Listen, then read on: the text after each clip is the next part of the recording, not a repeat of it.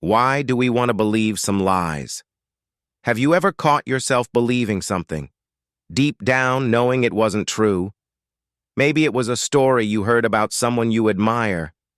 Maybe it was a promise from someone you love. Or maybe it was something you told yourself. The question is, why?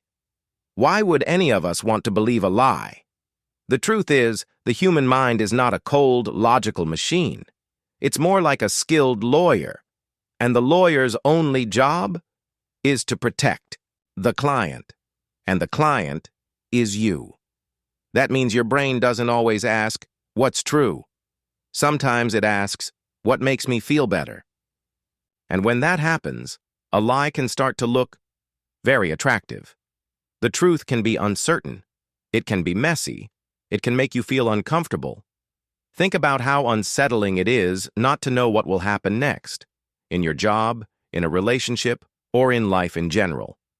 Now imagine someone offers you a simple, clear explanation.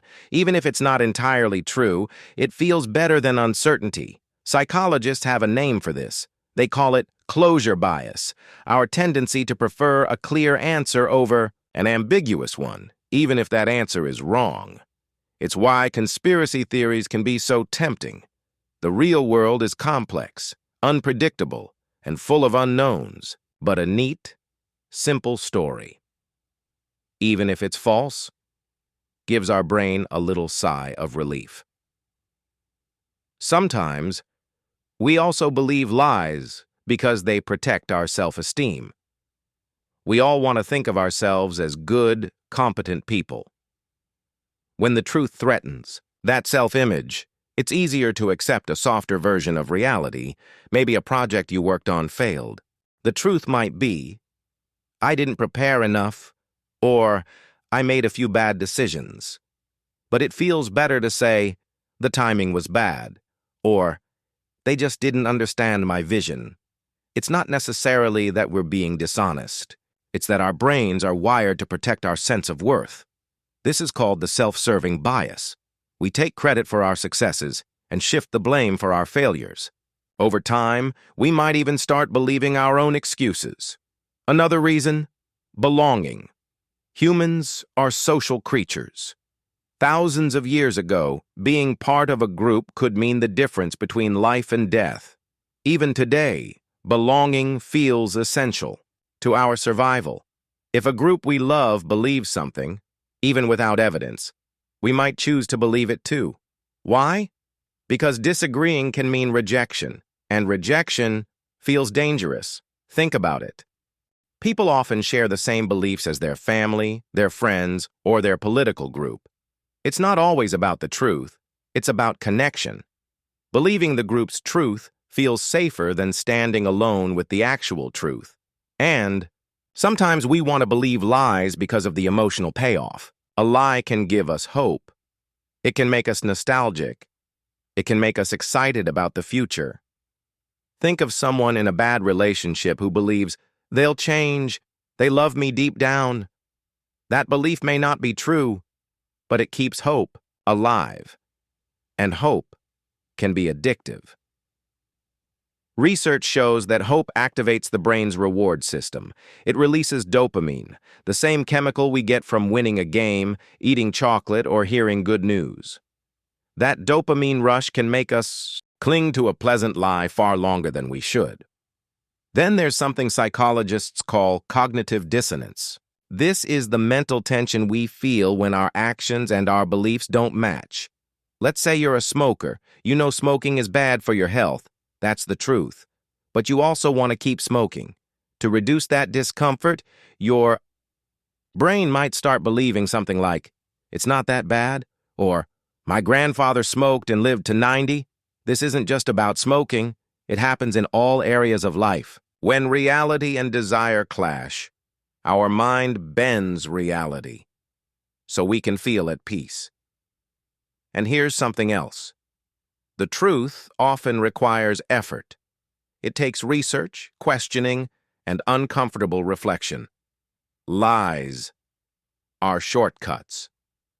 If you hear something that fits your existing beliefs, it's easier to just accept it than to fact-check it. This is called confirmation bias, our tendency to believe information that confirms what we already think. It's like our minds say, "This feels right, so it must be right." And once we accept a lie, our brain often works harder to defend it than it would to question it. But not all lies are harmful. Sometimes, a little self-deception helps us keep going. Think of an athlete telling themselves, "I can definitely win," even when the odds are low. Or a student believing, "I'll ace this test," just to push through anxiety. Psychologists call these positive illusions, slightly unrealistic beliefs that can boost performance and resilience. Of course, too much self-deception can backfire. But in small doses, it can be surprisingly useful. So, why do we want to believe certain lies? Because truth isn't always the most comfortable, the most rewarding, or the most socially safe option. Lies can give us certainty. They can protect our self-image. They can keep us connected. They can even motivate us. But here's the catch. Lies may feel good in the short term, but they often have long-term costs. A comforting lie can prevent us from making necessary changes. A group belief can keep us trapped in harmful ideologies. And personal self-deception can keep us from truly knowing ourselves. Avoiding truth is like avoiding a medical diagnosis. You might feel better today, but the cost will come later. Now, we can't completely avoid self-deception. Our brains are simply too good at tricking us. But we can become more aware of the moments we're most vulnerable. When you hear an explanation that feels a little too easy, pause. Ask yourself, do I believe this because it's true or because it's comforting? Expose yourself to opposing views, even when it's uncomfortable. Check your emotional state. Are you scared, hopeful, or angry? Those emotions might be making you more likely to accept something without evidence. And perhaps most importantly, look for evidence that would prove you wrong. It's hard, but it's one of the most powerful ways to challenge self-deception. We like to think truth and lies are opposites, one good, one bad, but the reality is more complicated. Sometimes, lies feel like friends, and truth can feel like a stranger. We believe certain lies not because we're foolish, but because we're human. And maybe the most important step isn't to destroy every comforting illusion, but to choose carefully which ones we allow to live in our minds, because the right truth, even if it's uncomfortable, can set us free. And the wrong lie, even if it feels good, can quietly build our cage. So, which is more dangerous, believing a painful truth or holding on to a comforting lie? I'll let you think about that. And maybe, just maybe, question one belief you've been holding on to. Don't forget to subscribe and like for more content like this, and you can write your thoughts in the comments.